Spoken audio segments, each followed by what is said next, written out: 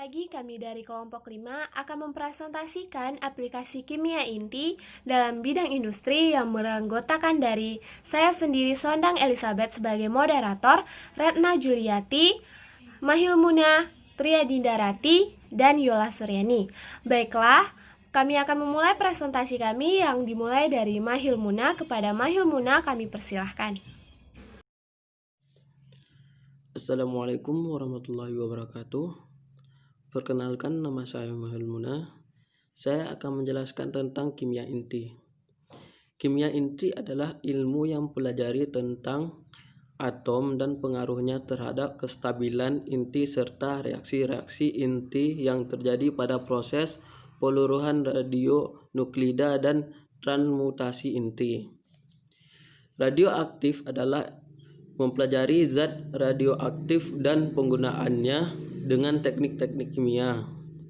Radioisotop adalah isotop dari zat radioaktif dibuat dengan menggunakan reaksi inti dengan neutron.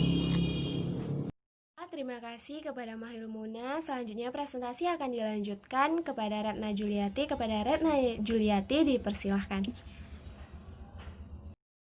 Assalamualaikum warahmatullahi wabarakatuh. Saya Retna Juliati. Di sini saya akan menjelaskan jenis-jenis dari unsur radioaktif. Sebelumnya saya akan menjelaskan apa itu unsur radioaktif.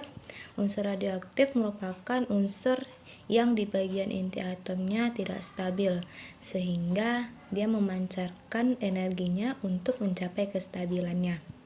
Nah, energi dari unsur radioaktif itu disebut dengan energi radiasi. Dari prosesnya agar untuk mencapai kestabilan, maka disebut dengan peluruhan radioaktif. Jenis-jenis dari unsur radioaktif itu ada sinar alfa, sinar beta, dan sinar gamma.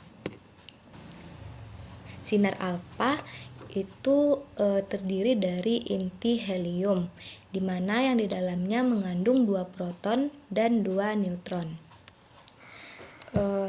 Sinar alfa itu sendiri bermuatan positif sehingga bisa membelokkan ke arah kutub negatif di dalam medan positif. Daya ionisasinya sangat tinggi, tetapi daya tembus terhadap benda itu sangat rendah. Daya tembusnya itu sangat kecil. Sinar alfa hanya memiliki daya tembusnya dengan jarak. Sinar alfa memiliki daya tembusnya yang sangat kecil. Sinar alfa hanya memiliki daya jangkauannya itu dari 2,8 cm hingga 8,5 cm dalam udara dan bisa ditahan oleh secarik kertas biasa itu. Kemudian yang kedua ada sinar beta, di mana sinar beta itu tersusun dari elektron-elektron yang gerakannya sangat cepat. Sinar beta ini memiliki muatan negatif sehingga di dalam medan listrik itu berbelok ke arah kutub yang bermuatan positif juga. Sinar beta ini memiliki daya tembus yang lebih besar daripada sinar alfa. Sinar beta bisa menembus lempeng aluminium yang sangat tebal. Kemudian sinar beta ini bisa mengionisasikan benda-benda yang dilewatinya. Kemudian ada sinar gamma. Sinar gamma ini dia merupakan elektromagnetik. Sinarnya itu serupa dengan jenis sinar C, tetapi dia memiliki panjang gelombang yang sangat pendek. Panjang gelombangnya itu 1, 10, dan 3 cm. Sinar gamma ini dia tidak memiliki muatan listrik karena tidak bisa dibelokkan oleh medan magnet ataupun listrik. Daya tembus dari sinar gamma ini sangat besar dan hanya bisa ditahan oleh selapis baja atau beton. Sinar gamma ini bisa mengionkan materi yang dilewati, tetapi tidak sekuat dari sinar alfa maupun beta. Nah, dari ketiga jenis unsur radioaktif itu yang paling kuat yaitu sinar gamma, di mana radiasi gamma itu bisa menembus beberapa sentimeter dari timah. Partikel beta akan terserap oleh beberapa sentimeter dari aluminium, sedangkan partikel alfa akan terhenti jejaknya jika sudah beberapa sentimeter di udara atau selembar kertas. Sekian yang dapat saya sampaikan. Apabila ada kesalahan, saya mohon maaf. Assalamualaikum warahmatullahi wabarakatuh. Terima kasih kepada Retna Juliati. Selanjutnya aplikasi kimia inti dalam bidang industri akan dilanjutkan oleh Yola Suryani. Kepada Yola Suryani dipersilahkan. Saya, Yola Suryani, akan menjelaskan tentang aplikasi kimia inti di bidang industri. Nah, di sini saya akan menjelaskan tentang pengawetan makanan. Radiasi sinar gamma dapat digunakan untuk mengawetkan makanan. Radiasi ini dapat membunuh organisme pembusukan pada sayur-sayuran serta buah-buahan. Nah, Yola akan menjelaskan tentang mengontrol ketebalan bahan. Radiasi sinar gamma ini memberikan data dan alat pengatur ketebalan bahan. Cara kerjanya didasarkan atas prinsip bahwa intensitas sinar akan berkurang bila sinar melalui benda sesuai dengan ketebalannya. Terima kasih kepada Yola Suryani. Selanjutnya presentasi akan dilanjutkan oleh Tri Adinda Rati. Kepada Tri Adinda Rati dipersilahkan. Baiklah, saya Tri Adinda Rati akan melanjutkan penjelasan tentang aplikasi kimia inti di bidang industri.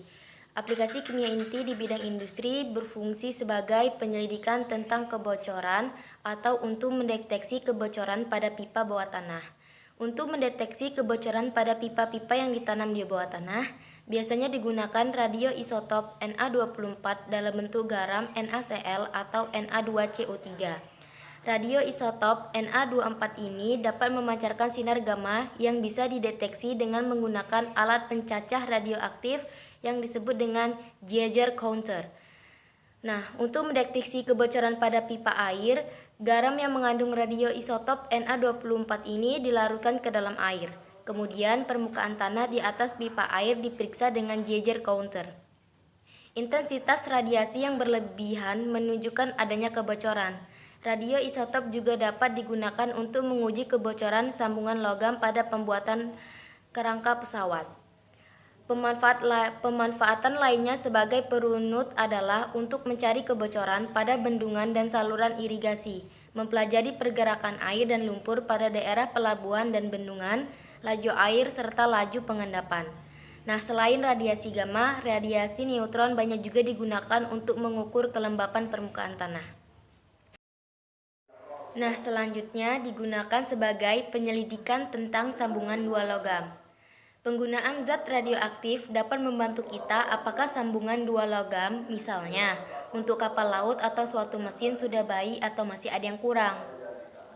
Nah, kemudian konsep yang digunakan adalah bahwa intensitas sinar akan berkurang apabila sinar melalui benda tersebut. Jadi, apabila ada kebocoran, maka intensitas sinar radioaktif yang keluar itu sama dengan sinar radioaktif yang masuk. Terima kasih, saya kembalikan kepada moderator. Terima kasih kepada Tri Adinda Rati. Selanjutnya presentasi akan dilanjutkan oleh Sondang Elizabeth. Kepada Sondang Elizabeth dipersilahkan. Saya akan mempresentasikan aplikasi kimia inti dalam bidang industri, yaitu yang kelima, pemeriksaan tanpa merusak. Di sini menjelaskan bahwa radiasi sinar gamma dapat digunakan untuk memeriksa cacat pada logam atau sambungan las, yaitu dengan meronsen bahan tersebut. Teknik ini berdasarkan sifat bahwa semakin tebal bahan yang dilalui radiasi, maka intensitas radiasi diteruskan semakin berkurang. Jadi, dari gambar yang dibuat dapat terlihat apakah logam merata atau ada bagian-bagian yang berongga, film akan lebih hitam. Yang keenam yaitu untuk mengetahui adanya cacat pada material. Nah, di sini bahwa pada bidang industri, aplikasi baja perlu dianggap bahwa semua bahan selalu mengalami cacat. Cacat dapat berupa cacat bawaan dan cacat yang terjadi akibat penanganan yang tidak benar. Penanganan yang tidak benar ini menyebabkan cacat pada material, yaitu merupakan sumber kegagalan dalam bidang industri baja. Penyebab Timbul cacat pada material yang pertama, desain yang tidak tepat, proses fabrikasi, dan pengaruh lingkungan. Desain yang tidak tepat meliputi pemilihan bahan, metode pengerjaan panas yang tidak tepat, dan tidak dilakukannya uji mekanik. Proses fabrikasi meliputi keretakan karena pengerjaan, cacat proses fabrikasi, dan cacat pengelasan. Kondisi operasi lingkungan meliputi korosi. Untuk mengetahui adanya cacat pada material, maka dilakukan pengujian material tak merusak. Yang salah satunya adalah dengan metode radiografi sinar gamma. Untuk teknik radiografi sinar gamma digunakan oleh industri baja untuk menentukan jaminan kualitas produk yang dihasilkan. Teknik yang digunakan sumber radiasi sinar X atau sinar gamma.